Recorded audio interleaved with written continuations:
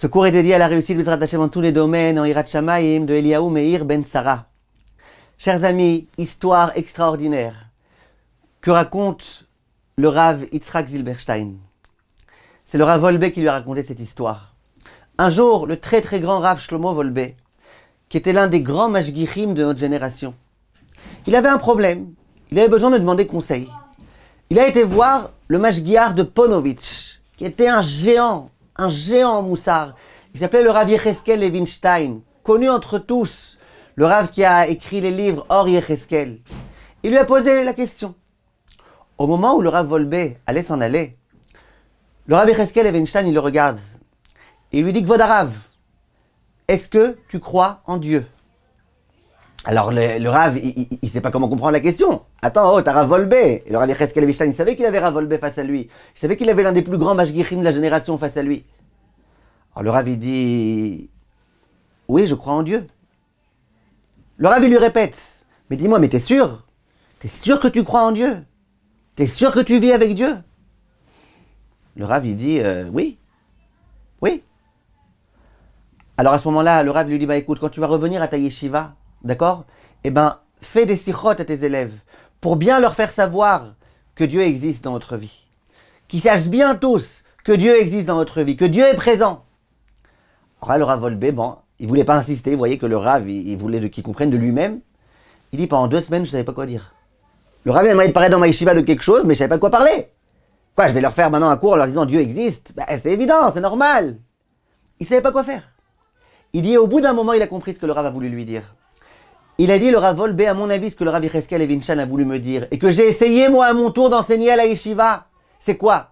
C'est que dans notre vie, bien sûr que nous accomplissons les mitzvot, toutes les mitzvot, avec beaucoup d'entrain. On accomplit les mitzvot en faisant tout, en faisant tous les détails, en faisant attention à tout. Mais très souvent, quel est le problème? C'est qu'on oublie que Dieu est présent dans notre vie. On oublie qu'on fait ce qu'on fait parce que Dieu a demandé. On oublie que si j'accomplis aujourd'hui tel commandement, c'est pour faire plaisir à Dieu. C'est parce que Dieu m'a demandé que ça lui fait plaisir quand j'accomplis cette chose-là. Tout ça, souvent, on oublie. On fait les choses de façon tellement machinale qu'on accomplit. Mais l'essentiel est manquant. L'essentiel qui est de comprendre que tu fais ça parce qu'Hachem t'a ordonné, c'est manquant. Va dire à tes élèves que Dieu est présent. Que Dieu est présent, ça veut dire pense à Dieu. Sache que ce que tu fais, c'est Dieu qui a demandé de le faire. Et combien cette leçon elle est forte, le Rav Zilberstein il dit, c'est comme une personne qui a commandé un appareil extrêmement sophistiqué. Au moment où l'appareil sophistiqué arrive, après des mois et des mois d'attente, après beaucoup d'argent qui a été investi, l'homme il essaye de mettre en marche l'appareil ne marche pas. Il appelle le technicien vient, ça marche pas. Au bout d'un moment, le technicien il dit bon, je vais quand même regarder au cas où. Il voit que la prise n'était pas mise.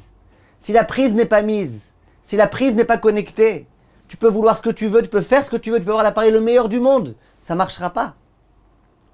Eh ben dit le Rav Zilberstein, c'est exactement la même idée. Si tu fais plein de grandes choses, des choses gigantesques, mais que t'es pas connecté à Kadosh Baruch Hu, à Dieu, t'es pas connecté à sa volonté, eh ben walou, y a rien, zéro, y a rien. Alors c'est sophistiqué, tu pourrais être quelqu'un de très grand, mais y a rien, parce que t'es pas connecté à la chose principale qui est à Kadosh Baruch Hu.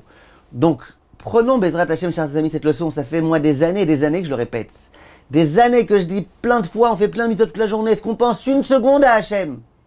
Et combien j'ai été heureux de voir que c'est exactement ce que le Rav Wolbe a dit au nom du Rav Levinstein. Ça veut dire que c'est quelque chose de grandiose, c'est quelque chose d'important à comprendre. Et il faut surtout, Bezrat Hashem, réussir à intégrer ça dans notre vie.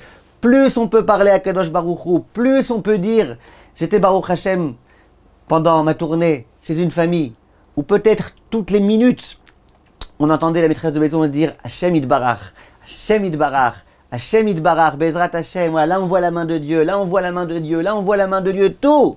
Il n'y avait pas une minute, peut-être j'exagère quand je dis une minute, il n'y avait pas 5 minutes dans lesquelles on n'entendait pas Hashem Yitbarach, merci mon Dieu, Hashem Yitbarach. Et ben c'est comme ça qu'il faut vivre.